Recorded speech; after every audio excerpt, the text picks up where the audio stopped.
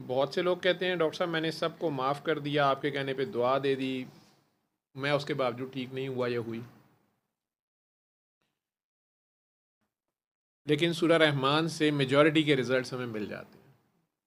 लोगों को ना मेरे तक आना पड़ता है। बहुत से लोग मुझे बताते भी हैं कि हमने इतने साल पहले सुना फ़लाँ काम के लिए हमें अल्लाह ने शिफा दे दी, लेकिन अब हम फंस गए हैं और अब हम आपको ढूंढ रहे हैं। वो मैं फिर पूछता हूँ कि आप ये मुझे बताएं कि आप जब ठीक हुए थे सूरह रहमान सुनने से, क्या आप आगे लोगों को बताते रहे? नहीं। खुद पानी के साथ 3 बार अल्लाह पानी दुआ सुबह दोपहर शाम करते रहे, थोड़ा अरसा की थी भूल गए।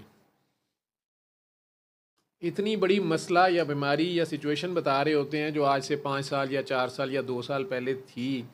मैं कहता हूँ अगर इतनी आसानी से आप छूट गए थे तो आप भूल कैसे गए, मुझे नहीं समझ आती। तो चलें, आप ज़ुबान की ज़कात देते रहते, आप खुद आगे बताते रहते, मेरे से मिलना तो ज़रूरी नहीं था। और अब आप सुन रहे हैं, लेकिन अब आप कहते हैं अब नहीं हो रहा। फिर दूसरी पार्टी वो होती है जो कहती है कि मैंने तो सबको माफ़ कर दिया, मैं तो हो सकता है आपको कोई नहीं माफ़ कर रहा। आप ज़रा ज़्यादा ही नेक बन गए, इतनी आसानी से छूट गए थे। आपने कहा कोई नहीं, अल्लाह का भी वीक पॉइंट पता चल गया, यदि मखलूक को माफ़ करो तो अल्लाह छोड़ ही देता है। तो अल्लाह का तो कोई वीक पॉइंट नहीं होता। अल्लाह अगली बार आप कहीं पकड़े जाते हैं, आप जुल्म कर बैठते हैं, फिर आपको कोई नहीं माफ़ कर रहा होता। तो एक पार्टी तो ये होती है। दूसरा, कुछ लोग ऐसे होते हैं, जैसे पिछली बार ये सवाल बहुत आया है बार बार मेरे मैसेजेस में, वो साहब जो आए हुए थे जिन्हें पीएन का एसोसिएटेड वास्कुलाइटिस था, बाईपास सर्जरी हुई थी, गुर्दे फेल हो गए थे और सारा कुछ, कि उन्हें डॉक्टर साहब अपने शाम में कलंदर क्यों सुनने को गई, हम भी सुन लें, उन सारे उधर हूँ। तो मैं कहा नहीं यार, मैं सूरह रहमान ही आप लोग सुने। आप अल्लाह से कहें कि या अल्लाह मेरी नेकियां दे के उस बंदे के दिल में रहम डाल दे जो मुझे माफ़ नहीं कर रहा, ये कर लें। इन्हें लंगर दे देना, ये जा रहे हैं तो कुछ भी दे दो इन्हें, ठीक है। काफ़ी लोग इसमें से भी निकल जाते हैं, दुआ मांग लेते हैं, कुछ फंस जाते हैं, कहते हैं लो जी मैं अपनी नेकियां क्यों दवा। मैंने जी आपने जुल्म किया हुआ है तो कंपनसेशन में अपनी नेकियां दें। आप अल्लाह से कहें कफ़ारे में मेरी नेकियां दे दें और उस बंदे से मुझे माफ़ी ले दें,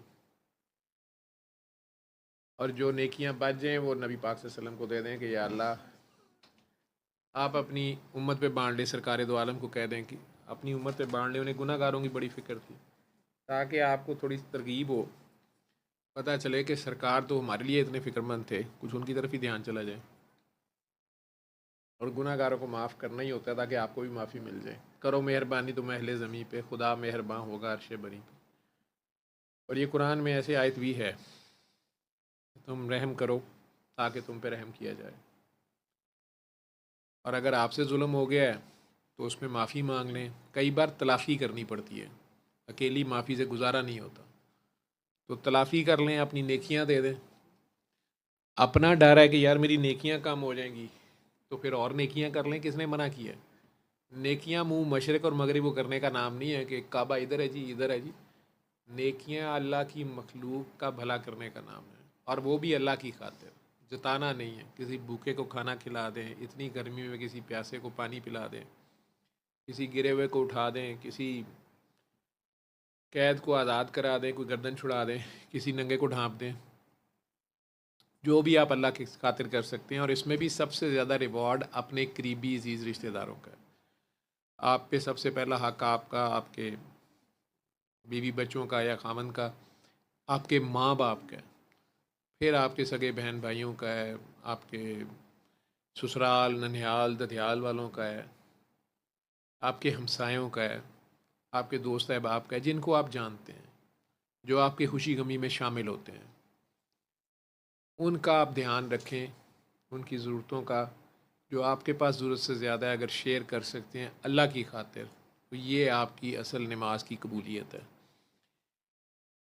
ये अल्लाह पे ईमान का एक जुज़ है, जिसने पहले आपको दिया वो और भी दे देगा। घबराएं ना, आपका कम नहीं होता।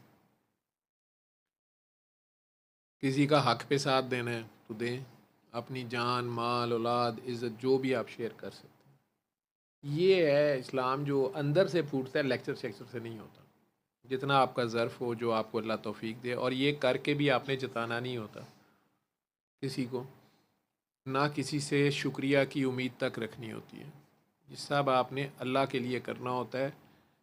बल्कि जिस पे एहसान करें हो सकता है उल्टा वो आपके साथ ज़्यादती भी कर दे, तब भी दुआई देनी है। ये सरकार दो आलम का शेब है, ये एक एक्स्ट्रा चैप्टर है, ये वो फेल है उनका जो बड़े बड़े गुरु रूहानियत के भी, दोनों साइडों के, शैतानी साइड के भी, वो भी मुकाबले में मैंने बताया ना कुर्बानी भेंट ही दिलवाते हैं, लेकिन ये वो फेल है। ये वो 361वां पर्दा है सरकार ने जो उठाया है रब का, ये आइसिंग ऑन द केक है। इसलिए वो इमामुल अंबिया हैं उसकी पहचान के सफ़र में, और फिर इतना ज़्यादा उसकी मखलूक के लिए हैं कि अर्श पे गए हुए वापस आ गए हैं।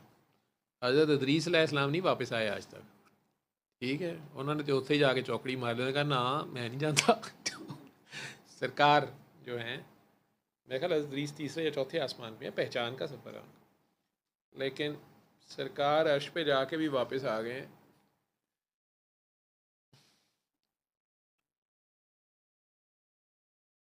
अल्लाह कहते ही रह गया यार और करीब आ और करीब आ, ने कहा नहीं मेरी उम्मत पीछे रह गई मौला, वहाँ पे भी हम जैसों का फिक्र है उन्हें, और हमारे लिए ये आखिरी दम पे भी यही कह रहे हैं इसराइल से कि नहीं पहले मेरी उम्मत का पूछो, ठीक है, और रो के दुआएं करते रहे हैं।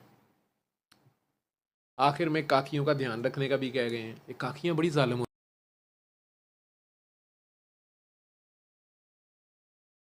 सल्ले अला सल्ले अला सल्ले अला सल्ले अला सल्ले अला शफीना